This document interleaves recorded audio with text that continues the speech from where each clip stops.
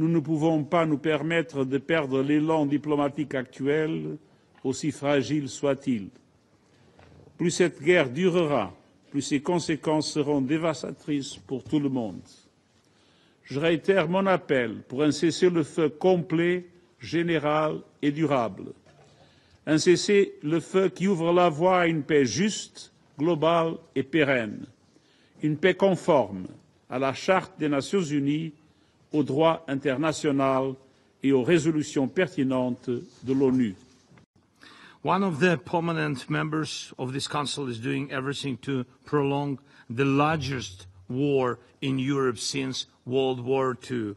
Russia does this with impunity, using its veto power, buying influence, and keeping peace on hold.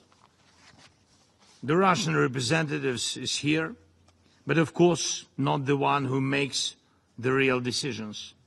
That man fears to sit face to face with Ukraine and the world and openly admit he wants only war.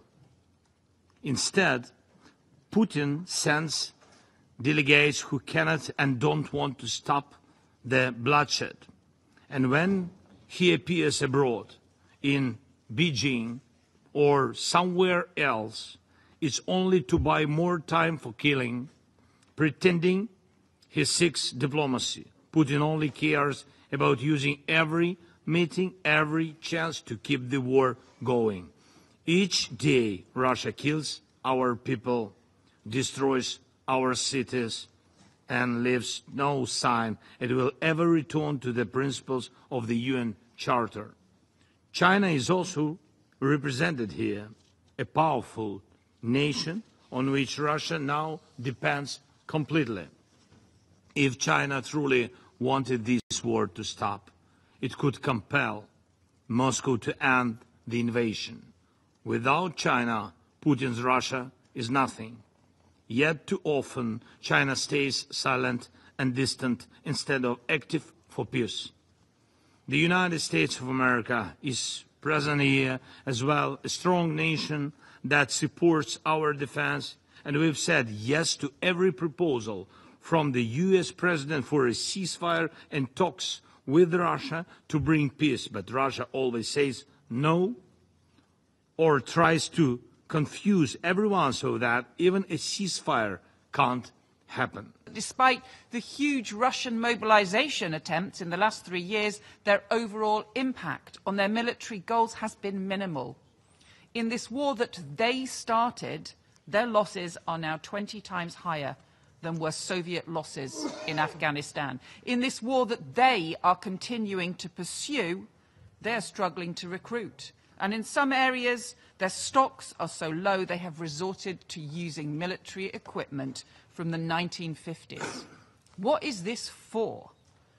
Because as Ukraine stands firm against Russia, the United Kingdom stands firm with Ukraine.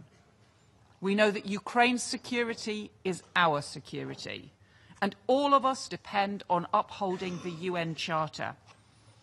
We know that Russia exports interference, disinformation and instability well beyond Ukraine, from cyber attacks in Moldova to the deployment of mercenaries in the Sahel. We are very grateful to some of the countries in this room that were helpful in that regard with the DRC and Rwanda, and work remains to be done. But again, a conflict that presents grave dangers and extraordinary humanitarian challenges, with Azerbaijan and Armenia as well. He has become involved, and we were able to sign an agreement at the White House very recently that hopefully prevents a future conflict which would prove costly and deadly. But the one that's proved to be an extraordinary challenge has been the war in Ukraine, between Russia and Ukraine. The President has worked on it tirelessly, has invested a tremendous amount of his own time, energy, and the highest levels of our government. We have had meetings in Turkey, meetings in Saudi Arabia, meetings in Alaska, countless phone calls, doing everything possible to bring this conflict to a resolution and to an end. A war that cannot end militarily. It will end at a negotiating table. That's where this war will end. The President is a very patient man. He's very committed to peace, but his patience is not infinite. And as he has said repeatedly, he has before him the opportunity and the options of imposing additional economic costs on the Russian Federation if necessary in order to bring this to an end.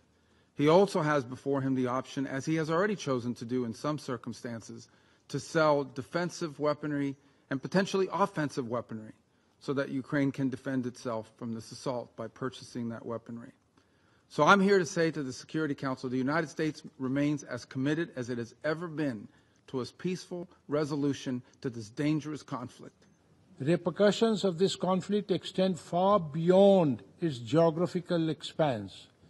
Increased polarization and geopolitical tensions, disruption of supply chains, food and energy insecurity, global inflation, and much more. The Global South has borne a disproportionate brunt of these consequences. Mr. President, we have consistently maintained that there is no military solution here or in the foreseeable future.